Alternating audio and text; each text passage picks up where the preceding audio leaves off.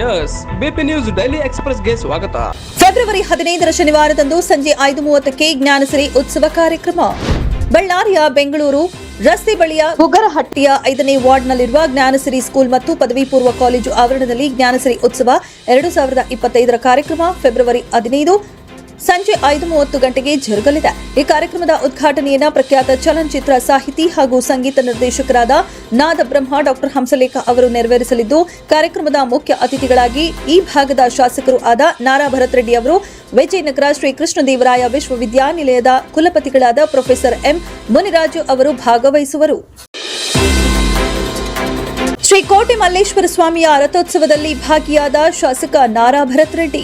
ಬಳ್ಳಾರಿ ಮಹಾನಗರದ ಶ್ರೀ ಕೋಟೆ ಮಲ್ಲೇಶ್ವರ ಸ್ವಾಮಿಯ ರಥೋತ್ಸವ ಬುಧವಾರ ಸಂಜೆ ನಡೆಯಿತು.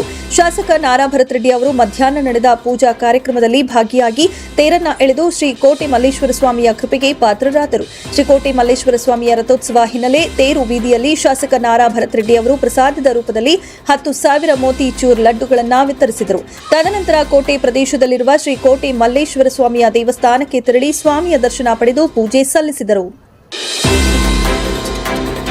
ಕುಟುಂಬ ಸಮೇತ ಗಂಗೆಯಲ್ಲಿ ಮಿಂದೆದ್ದ ಜನಾರ್ದನ ರೆಡ್ಡಿ.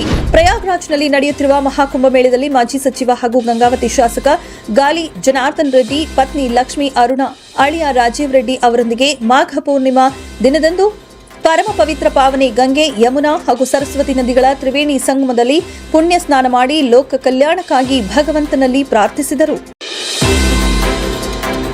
ಫೆಬ್ರವರಿ 14ರಿಂದ ಫೆಬ್ರವರಿ 18ರವರೆಗೆ ವಿಧಾನಸೌಧ ಚಲೋ ಬೃಹತ್ ಪಾದಯಾತ್ರೆ. ಫೆಬ್ರವರಿ 18ರಂದು ಮಂಗಳವಾರ ಬೆಳಗ್ಗೆ ಫ್ರೀಡಂ ಪಾರ್ಕ್ನಲ್ಲಿ 10 ಗಂಟೆಗೆ ವೀರಶೈವ ಲಿಂಗಾಯತ ಅರ್ಚಕ ಪುರೋಹಿತರ ವಿವಿಧ ಬೇಡಿಕೆಗಳನ್ನು ಈಡೇರಿಸುವಂತೆ ಬಹಿರಂಗ ಸಮಾವೇಶ ಹಮ್ಮಿಕೊಂಡಿದ್ದು, ಮೈಸೂರಿನಿಂದ ದಿನಾಂಕ 14/2/2025 ಶುಕ್ರವಾರ ಬೆಳಗ್ಗೆ 8:15ಕ್ಕೆ ಪ್ರಾರಂಭ. ಬೃಹತ್ ಪಾದಯಾತ್ರೆಯ ಮೂಲಕ ಶ್ರೀರಂಗಪಟ್ಟಣ, ಮಂಡ್ಯ, ಮದ್ದೂರು, ಚನ್ನಪಟ್ಟಣ, ರಾಮನಗರ, ಬಿಡದಿ, ಕೆಂಗೇರಿ ಮಾರ್ಗವಾಗಿ ಬೆಂಗಳೂರಿಗೆ ಬೃಹತ್ ಪಾದಯಾತ್ರೆ ಪ್ರವೇಶವಾಗಲಿದೆ. ವೀರಶೈವ ಲಿಂಗಾಯತ ಸಮುದಾಯದ ಪ್ರತಿಯೊಬ್ಬರೂ ಕೂಡ ಭಾಗವಹಿಸಿ ಬೆಂಬಲಿಸಿ ಸಹಕರಿಸಲು ಕೋರಲಾಗಿದೆ.